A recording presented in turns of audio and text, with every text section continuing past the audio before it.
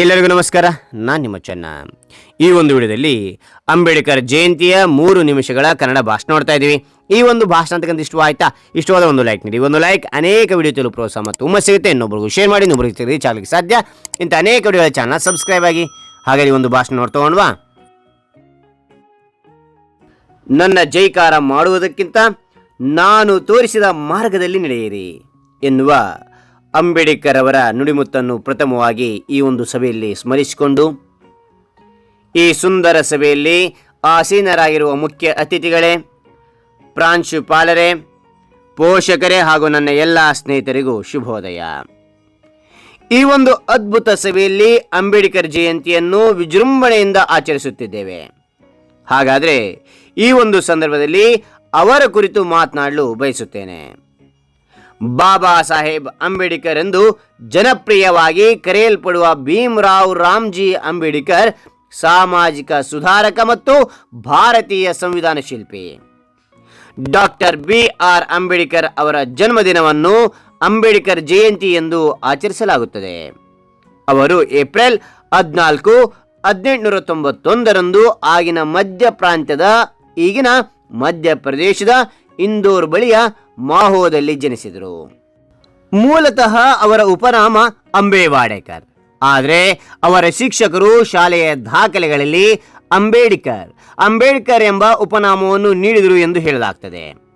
ಮೊದಲ ಬಾರಿಗೆ ಕಾರ್ಯಕರ್ತ ಜನಾರ್ದನ್ ಸದಾಶಿವ್ ರಣಪಿಸೆ ಅವರು ಅಂಬೇಡ್ಕರ್ ಅವರ ಜನ್ಮದಿನವನ್ನು 14 ಏಪ್ರಿಲ್ 1928 ಪುಣೆಯಲ್ಲಿ ಸಾರ್ವಜನಿಕವಾಗಿ ಆಚರಿಸಿದರು.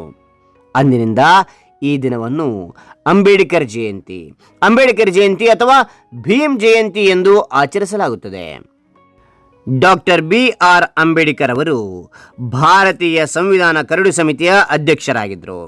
ಅವರು ಸಾಮಾಜಿಕ ಸುಧಾರಕ, ಶಿಕ್ಷಣ ತಜ್ಞ, ನ್ಯಾಯಶಾಸ್ತ್ರಜ್ಞ, ಅರ್ಥಶಾಸ್ತ್ರಜ್ಞ, ರಾಜಕಾರಣಿ ಮತ್ತು ಕಾನೂನು ತಜ್ಞರಾಗಿ ದೇಶದ ಸಂವಿಧಾನಕ್ಕೆ ನೀಡಿದ ಕೊಡುಗೆ ಅಪಾರ. ಸಮಾಜ, ಜಾತಿ ಮತ್ತು ಸಮುದಾಯಗಳ ಬಗೆಗಿನ ಅವರ ಆಲೋಚನೆಗಳು ರಾಜಕೀಯ ಗಡಿಯನ್ನು ಮೀರಿಸಿದ್ದಾರೆ. ಅಂಬೇಡ್ಕರ್ ತಮ್ಮ ಜೀವನದುದ್ದಕ್ಕೂ ದೀನ ದಲಿತರಿಗಾಗಿ ಹೋರಾಡಿದರು ಮತ್ತು ಲಿಂಗ ಸಮಾನತೆಯನ್ನು ಬಲವಾಗಿ ನಂಬಿದ್ದರು.